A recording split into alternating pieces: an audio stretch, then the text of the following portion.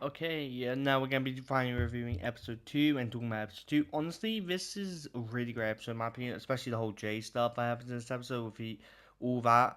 I really enjoy this episode a lot. I'm gonna talk about Wildfire Frag and Store first. They end up like having Wildfire versus Frag and Store. They end up, Wildfire obviously lost against 2v1, but they ended up getting ready to push them down into the hole. And basically, at the end of the episode, we end up meeting Frag's dad. That's kind of the whole thing. I'll talk more about Frag's dad um when we know more about him in other episodes. Obviously, I've seen that all episodes as recording us. But at the same time, I really didn't like his character. I mean, he's a great character, but at the same time, the whole season, I was like, ugh. But yeah, that's basically the whole Fraxor and Wildfires cast this episode. And with Lloyd's stuff, it's mainly Jay stuff this episode to us. With Lloyd's stuff, we learn about his power now. Like, he literally was referred to as the Master of Life. And also, he kind of referred to himself as, he's been called the Master of Energy, the Master of, I can't remember what else he referred to himself as. But I think everyone else has called him in the past, he kind of referred to it back there. Also, just like saying that Lloyd has not reached his true potential yet at all. Lloyd has not reached his full potential yet because he's never heard the whispering thing.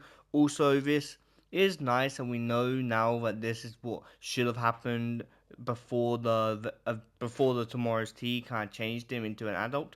It actually feels nice that we're kind of not just glossing over that because Lloyd did lose a portion of his life that no one obviously knew what that would mean at all, and they kind of glossed over it because obviously Ninjago didn't have a solid story after season 2 because obviously the whole story was to defeat the Overlord and stuff. But I'm happy to kind of bring this back and having a whole story focused on it because I think it's very nice and interesting. Honestly, normally in these scenes, I kind of don't mind. I ain't the biggest fan of Lloyd's part when he's not with like the other ninja. But at the same time, this time whole season, I was intrigued with Lloyd.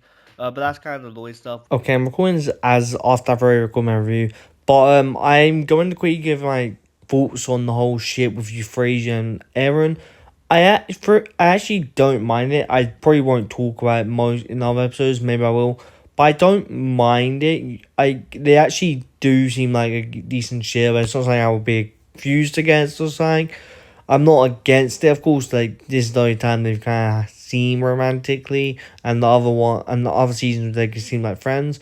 But yeah, I don't mind the ship whatsoever, to be honest. And I think it's kind of cute. We'll see if Ninja actually make them a relationship. Don't think they will.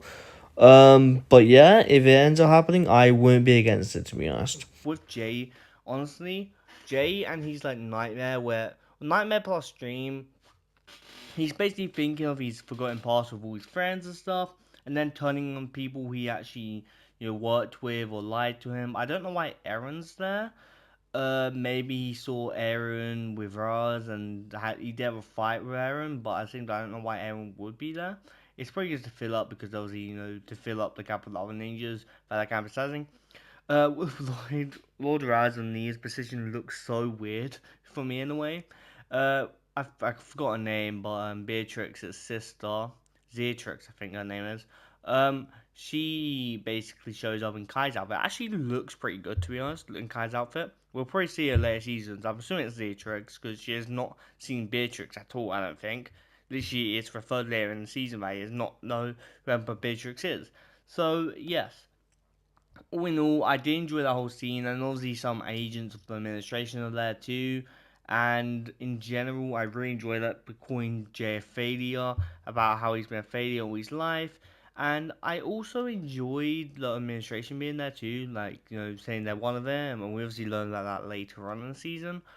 I do enjoy the fact that the monastery somehow got in the body of a Quanish, I think the name is, a Realm of Madness monster. I don't know how. I mean, to be fair, it probably would have got eaten somehow. Don't know why the Quanish wanted to eat the monastery, but it is what it is. All in all, they got stuck in this body of a monster. A lot of people thought they were in the land of monsters because of how dark it looked, but it was just a body of a monster. And I do like the whole fight scenes here with them trying to fight their way out, all of them literally trying to fight the way out of like the little stomach kind of things. And obviously the way out is to make him puke and sick up. And then he sicks up, and then the whole dragon stuff with them kind of running away from the dragons. I do enjoy the fact that no one really knew if Jay knew Spinjitzu or not. Because obviously he knows how to use his element powers. He might know how to use Spinjitzu. He's obviously never tried or never used it, tried to actually use it at all. And he tries to use Spinjitzu, and obviously the other ninjas kind of forgot about this, but the fact that he can't use Spinjitzu, spinning over the thing, I found it really fun. I've seen a lot of people talk about it, well, a lot of edits on like Spinjitzu versus 2012 versus 2026. It's really fun to watch, to be honest.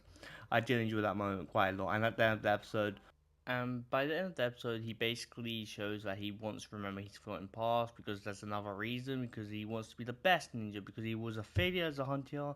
He also was, he lost in the source the elemental sources, the source tournaments, whatever it's called. And he also, works for the administration or something, or he hated working for the administration. So he wants to actually be the best of what he actually is, a best ninja, not just like average ninja, not a failure of a ninja, an actual ninja. And obviously, kind of like you can train to be that because we all train, but he obviously brushes off, so you don't get. I do like the idea of like Jay obviously the nightmare from early in the season is kind of affecting his decision here, saying he doesn't want to be a failure anymore, no more failures, because obviously he was a failure as a bounty hunter, failure in the Source Dragon tournaments, and also it wasn't really a failure, but like he works in the administration, obviously didn't know who he was and all that. I really enjoyed that whole scene of Jay actually wanting to remember his memories. Of course, I saw it in French when it officially released in French, but now I have more context to it because the subtitles weren't 100% accurate, I don't think. All in all, I enjoyed the scene quite a bit. Also enjoyed the fact that Nia and Kai kind of egg on the dragons to like attack each other. And also Kai throws Jay, which I thought was kind of funny. She's like high, under or higher or something, and I throws Jay. I really enjoyed that, to be honest.